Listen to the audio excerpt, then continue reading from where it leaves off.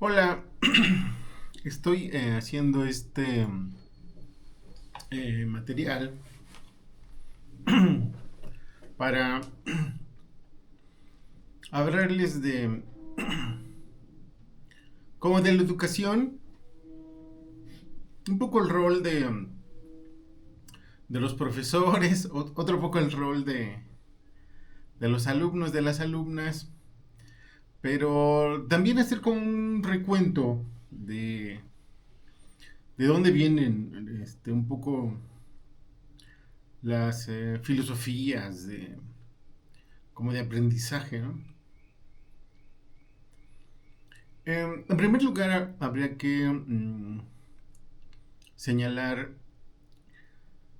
un poco de qué consiste este asunto de lo que llamamos genéricamente la educación.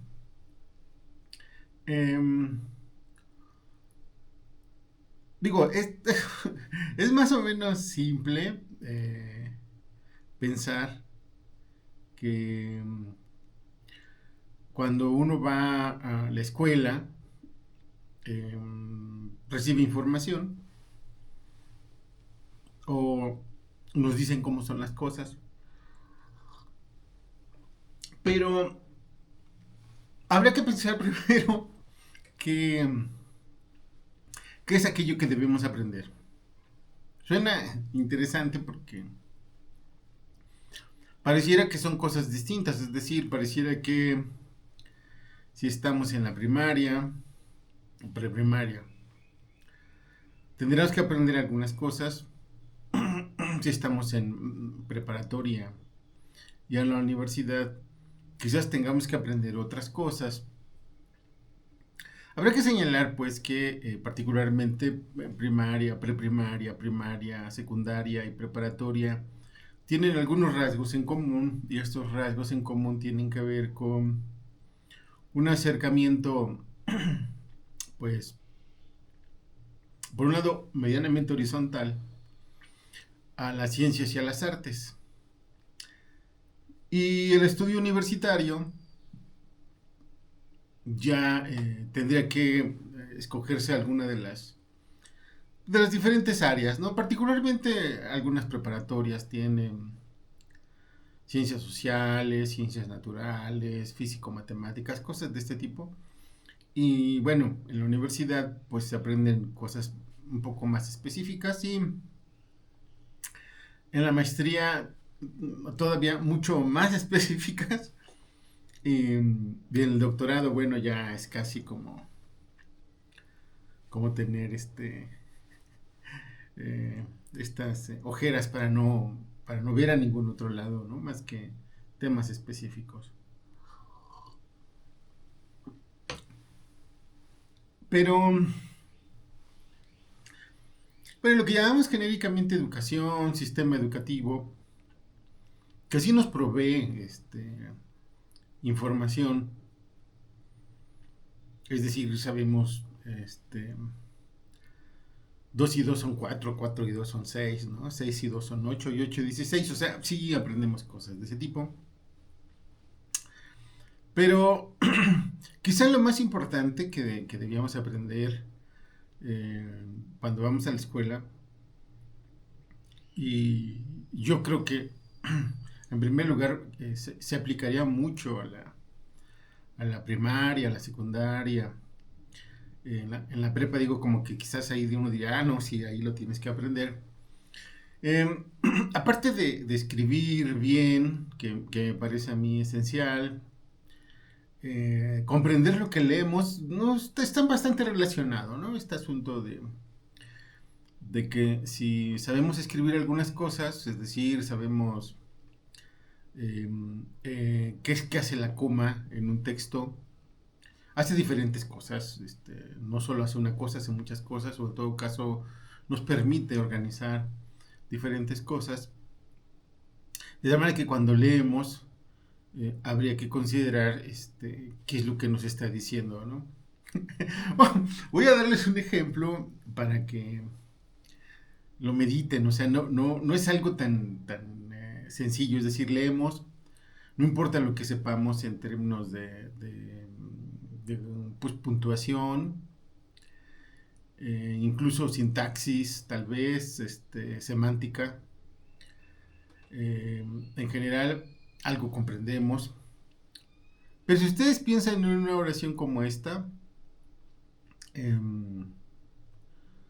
los soldados que ignoraban la orden cayeron en la trampa. Obviamente, en la oralidad uno dice, pues cayeron en la trampa. Pero si ponemos comas, es decir, los soldados coma, que ignoraron la orden coma, cayeron en la trampa, es algo distinto, ¿no? En el primer caso, sin comas, pues es que todos cayeron en la trampa. Y en el segundo caso, se refiere que unos cayeron en la trampa, los que ignoraron la orden. Digo, este es un ejemplo bastante sencillo, pero al momento de leer, ¿cómo interpretamos esto que leemos? Si no conocemos la puntuación, y bueno, si no tenemos algo de sintaxis, algo de incluso semántica o bien morfología, ¿no? Va a haber dificultades en la comprensión. Bueno, entonces sí requerimos saber, aprender a leer, aprender a escribir. Y ya dije, bueno, están relacionados. Suena chistoso aquí porque saber leer no implica que seamos lectores, ¿no? Lo mismo que saber escribir no implica que seamos escritores o escritoras, ¿no? Es como una especie como de una herramienta, ¿no? Aprendemos a escribir y uno tendría que estar escribiendo siempre para ser escritor, escritora. Aprendemos a leer y uno tendría que estar leyendo medianamente de forma constante para ser lector o lectora. Sí, por supuesto que esto es muy importante que lo sepan. Y pues sumar, restar, ¿no? Hacer ecuaciones de segundo grado con incógnitas va a servir. Resolver problemas de física va a servir, ¿no? Saber por qué al atardecer el cielo se pone rojo, o el mismo sol enrojece, nos va a servir, o sea, ese tipo de cosas. ¿Cuánto tiempo tarda la luz del sol en llegar a la Tierra? Nos va a servir, aunque es un cálculo lineal, ¿no? Es decir, sabemos la velocidad de la luz, entonces sabemos un poco la distancia y hacemos una operación sencilla, pero no es así como funciona el mundo, ¿no? O en todo caso el universo, hay un movimiento constante, el sol se mueve, la Tierra se mueve, la galaxia se mueve. Entonces, pero de cualquier manera ese tipo de conocimientos nos van a servir. Conocer cómo es el mundo nos va a servir. Manejar nuestra disciplina claramente nos va a servir. Pero lo más importante que a mi juicio debemos aprender, que esto bueno se da en el salón de clase, pero también se da fuera del salón de clase, se da en la convivencia con nuestros compañeros, compañeras, pero de manera preferente sí tendría que darse en los salones de clase. No importa qué asignatura sea, pero deben estarse tocando estos temas, ¿no? De qué es lo más importante que deben aprender. Y bueno, yo creo que lo más importante que debe aprenderse en la escuela es a ser buenas personas. Esto de ser buenas personas pudiera ser como, no sé, el ser excelente quizá, pero no es así, ¿no? Digamos dos o tres cosas que nosotros podemos señalar del ser de una buena persona. El ser de una buena persona, podemos decir que una buena persona, bueno, no está mintiendo, no es mentirosa. Este asunto de la verdad y la mentira es algo complejo porque eh, está lo que algunas personas llaman mentiras blancas, mentiras piadosas. Esas cosas que las personas no necesitan saber verdaderamente porque no sé, van a sufrir, qué sé yo. Pero bueno, no ser chismoso, no ser chismosa, están en este ámbito del ser, del buen ser, ¿no? De ser buena persona. Y bueno, vamos sumando poco a poco algunas otras características. no ser homofóbico, es decir, no discriminar a las personas que tienen preferencia sexual sobre su mismo sexo. Y bueno, esto es bastante interesante porque si se pregunta a las personas, digo, no sé, en una encuesta, ¿usted es homofóbico? Va a decir que no, porque es feo decir que sí somos homofóbicos, ¿no? Si le preguntan a una persona, oiga, ¿usted lee? O no lee nada, ¿no? Regularmente va a decir que sí que lee, ¿no? Que sí lee. Ya cuando le preguntas, ¿qué libros has leído? Pues dicen la Biblia, ¿no? Cuando es muy probable que no conozcan la Biblia, ¿no? Es un texto interesante también la Biblia, pero bueno, va a decir eso. No sé, Quijote quizá. Más raro, pero puede decir eso, ¿no? Entonces, si le preguntan a alguien si es homofóbico, lo más probable es que diga que no. ¿Cómo sabemos si alguien es homofóbico? Bueno, eh, quizás en los diálogos, si tenemos compañeros, compañeras, ¿cómo reaccionan las personas ante la muestra de afecto de heterosexuales y las muestras de afecto de homosexuales, ¿no? Es decir, si en el parque hay un hombre y una mujer que se están abrazando y se están besando, ¿cuál sería su reacción si en el parque hay un hombre con otro hombre que se están abrazando y se están besando, o bien mujer con mujer? Y algunas personas que se dicen no homofóbicos dicen, bueno, pues yo no soy homofóbico, no odio a los homosexuales, pero que no se estén besando en público, ¿no? O sea, aceptamos de manera un poco más ordinaria las muestras de afecto heterosexuales que las homosexuales. Bueno, más o menos en la onda. No ser homofóbico forma parte de este asunto de ser buenas personas. Tratar de erradicar el machismo, ¿no? También forma parte y es muy complejo, pero ser conscientes de nuestro rol de hombres y de hombres machistas ayuda mucho, pero lo que me parece fundamental es tratar de erradicar la misoginia, es decir, el odio a las mujeres. Este asunto de que los espacios comunes son de alguna manera cooptados, tomados por los hombres, es un ejercicio cotidiano que nosotros vemos muchas veces.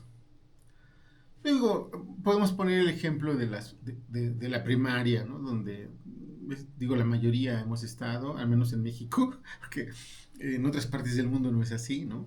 Pensamos que la educación es la misma para todos, para todas, en todas partes del mundo, y no es así, ¿no? Tan solo en Estados Unidos, no, o sea, no la educación no es como en México, ¿no? No hay una educación pública como en México. Eh, un paréntesis sobre esto es que en Estados Unidos la educación, aunque sí es el acceso abierto para todos, para todos los niños, las niñas, hay sistemas estatales y en todos los programas de estudio los van modificando algunos grupos estatales o colectivos estatales. Y hay cambios en los diferentes programas, por eso es que hay algunos que son terraplanistas, ¿no? Y otras cosas, ¿no? Están en el asunto del creacionismo. Pero eh, si pensamos en una escuela, no sé, mexicana, más o menos estándar, la mayoría de ustedes pueden recordar, por ejemplo, eh, en el recreo. Es bastante común que en el recreo los chicos de primaria, incluso secundaria, llevan su balón, ponen sus mochilas como porterías y se apropian del patio, ¿no? Y empiezan a jugar fútbol y si se atraviesa por ahí una chica, pues le dan balonazos. Ahora, no quiere decir que algunas chicas no jueguen fútbol, sí juegan fútbol y más hacia acá en el tiempo hay más chicas que juegan fútbol y bueno, se incorporan. Pero el espacio mayoritariamente es para las actividades de los niños. Y las niñas, bueno, tienen que irse así como a las orillas, a los espacios que no están de alguna forma atractivos, que no son atractivos para los niños hombres. Hay muchos otros elementos que nos permiten ver que hay un asunto de desequilibrio. No faltará quien piense, es que hace 50 años casi no iban las mujeres a la escuela y solo iban hombres, ¿no? Bueno, sí, quizás hace 50 años no era tan obvio digamos, esta inequidad, pero cuando la vemos hay que tratar de corregirla. En el momento actual, quizás por ejemplo en la universidad, no se note mucho esto porque los chicos pues, ya no se ponen a jugar fútbol o no todos, en los campos, pero bueno, digo, cómo se apropian de los campos, pero quizás si observamos los baños, digo, no hay que andar de mirones, ¿no? Pero si vemos la capacidad de los baños, es muy dispareja, ¿no? Eh, no solo en las escuelas, sino en muchos eventos públicos o lugares públicos. Digo, se nota muchísimo donde hay bailes, donde está la feria, ¿no? Y bueno, los baños de las mujeres casi siempre hay una fila. Y en el baño de los hombres no. O sea, no hay fila. Habría que considerar que incluso, bueno, hay una realidad de la población. Entonces hay más mujeres que hombres en el país, ¿no? Varios millones, o sea, no poquitos, varios millones, no sé, quizás 5 millones más mujeres que hombres. Pero en los espacios públicos se nota mucho cómo las mujeres prácticamente batallan, ¿no? Para este asunto del baño. Y no se diga otros recursos, pues, que están ahí. Pero en todo caso, darnos cuenta de cosas que parece que no es fácil ver, pues nos permitiría tener mayor equidad, ¿no? Por fortuna en México tenemos una presidenta, la doctora Claudia Sheinbaum, pero si analizamos en el ámbito de la política, ha habido leyes de equidad. Y bueno, por otro lado está el asunto de las gubernaturas, que ha habido muy pocas mujeres, las presidencias municipales que son un poco más. Pero si vamos a las universidades, donde uno pensaría que hay un pensamiento abierto, varias universidades no han tenido una rectora, ¿no? Chapingo, la Universidad Autónoma de Chapingo no tiene una rectora, o bueno, sí, en una asamblea, pero no la dejaron ejercer. La UNAM no ha tenido una rectora, y bueno, y así habría que ir señalando. Entonces, como ven, ser buena persona implica tener estos elementos, ¿no? ¿Dónde los aprender? ¿Dónde los va a aprender? ¿O cómo los va a aprender? Pues un poquito en cada clase, pero debe haber una eh, concordancia, ¿no? Debe haber una coherencia en el sistema educativo con maestros y maestras que se orienten a este asunto de contribuir a generar buenas personas. Digo, damos clase, tenemos una disciplina, una materia, pero debemos colaborar en la construcción de este ser social, de este ser colectivo y de la construcción de las buenas personas, ¿no? Eh, por último, son solo ejemplos, ¿no? De qué significa ser buena persona. Eh, Desarrollar un pensamiento ecológico. Eh, Esto del pensamiento ecológico, bueno, es más o menos amplio. Sí, tiene que ver con no tirar basura, tiene que ver con separar la basura, pero también tiene que ver con tener una conciencia de que lo que pase en algún punto específico del planeta nos va a afectar, ¿no? No hay ningún lugar en el mundo donde podamos llevar la basura. O sea, producimos mucha basura, pero no hay donde llevarla, ¿no? Todos los países, todas las grandes ciudades padecen este asunto de qué hacen con la basura. Y bueno, técnicamente la ponen abajo de la alfombra, ¿no? O sea, como si en sus casas, imaginen la ciudad, la meten abajo de la alfombra que no se vea, ¿no? Y bueno, hay varias estrategias para disminuir la basura. Una de ellas es, bueno, reciclar, otra es separar los residuos, hacer compostas, digo, todo esto es trabajo, ¿no? Todo esto es trabajo. Eh, pero sí ser consciente y participar de un poco de la mejora de nuestro entorno, ¿no? Participar en que no se altere nuestro espacio comunitario, ¿no? Que haya como em, beneficios ambientales para todos y para todas, ¿no? Estas cosas son bastante recientes. Y puede ir un poco más allá, ¿no? Por ejemplo, cuidar lo que comemos, ¿no? Recientemente está un poco este asunto de comer quesos de leches, quesos que se producen con leche de vacas felices, incluso carne de animales que han sido bien tratados. Es una cosa rara, porque finalmente nos comemos la hamburguesa, ¿no? Quizá una de las alternativas para el ambientalismo más radical es no comer carne. Y bueno, quizás también para la salud, ¿no? Ahora, bueno, necesitamos proteína también, pero podemos comer insectos, bueno, o sea, chapulines, como soy de Oaxaca, pues en lugar de un bistec, chapulines. Pero en todo caso, estos elementos son como esenciales para determinar el ser, un buen ser, que es como a lo que deberíamos nosotros contribuir en la formación de los estudiantes, hombres y mujeres, desde la primaria, la secundaria, la preparatoria y también en la universidad y el posgrado. Es decir, nuestra tarea es contribuir a que haya buenas personas. Y por supuesto, quizá generar en ellas, un pensamiento crítico, ¿no? Eh, la ciencia esencialmente es eso, ¿no? Tener un pensamiento crítico. Si ustedes lo piensan un poco, a las ideas digamos, entre comillas, académicas que se tienen sobre la naturaleza y el mundo, pues han ido cambiando y la ciencia se corrige a sí misma y solo lo puede hacer si tiene este pensamiento crítico, ¿no? Piensen ustedes, por ejemplo, en el átomo, ¿no? Hace 150 años, 100 años, se empezó a hablar del átomo y se hizo la propuesta bastante popular todavía ahora de que el átomo es como un sistema solar con un núcleo en el centro y bueno, electrones que están dando vueltas. La realidad es que no es no es tan así. Este hombre Schrödinger nos vino a explicar con su metáfora del gato, ¿no? Que no sabemos realmente cómo está hasta que lo observamos y después va a cambiar. Y entonces lo que se sabe más o menos ahora es que pues, los átomos son como estructuras móviles, ¿no? Se están moviendo constantemente, ¿no? Y se ven como, si se observan al microscopio, sí se ven como, por la velocidad, como cosas tipo esférica, ¿no?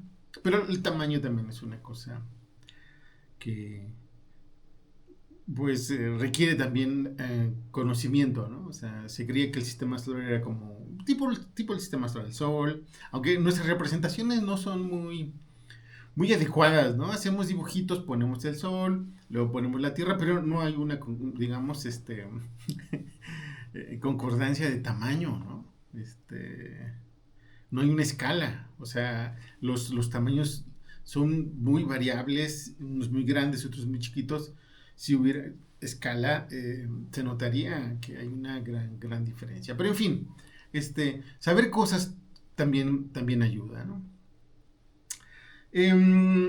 Otro elemento importante del ámbito educativo es cómo se pueden colaborar o contribuir en la formación, por un lado, del pensamiento crítico y por otro lado, el asunto de la responsabilidad en nuestros estudiantes, ¿no? Pero también en nuestros maestros y maestras. ¿Quiénes son, por decirlo de alguna forma, los responsables del funcionamiento de los espacios escolares, de los espacios académicos? No faltará quien diga, bueno, pues la administración, el director, porque bueno, hemos sido acostumbrados a eso, ¿no? Y la realidad es que no es así, ¿no? Es decir, los responsables del espacio público, del espacio educativo, somos, digamos, en esencia, alumnas, alumnos, maestras y maestros. Pero si no hacemos nuestra participación, si no participamos en la toma de decisiones, por supuesto que los directivos van a decidir, ¿no? Y van a decidir a su favor, ¿no? No importa qué nivel educativo sea, es decir, no importa si están en la preparatoria, si están en la universidad, si están en el posgrado como alumnos, incluso en la primaria, ¿no? Como alumnos, tienen derecho a estar informados, informadas de los recursos de su escuela. Tenemos derecho, maestros y maestras, alumnos y alumnas, a proponer, ¿no? Cómo debe ejercerse ese presupuesto, si va a haber una expansión o ampliación de las instalaciones, qué debe construirse primero. Y bueno, otros tipos de mejora, ¿no? Que pareciera que los directivos saben cómo hacer las cosas, la realidad es que no. Todo el mundo se está quejando, ¿no? Y un ejemplo muy simple para que ustedes lo tengan presente, si hay que renovar un plan de estudio, no lo hacen los directivos, ¿no?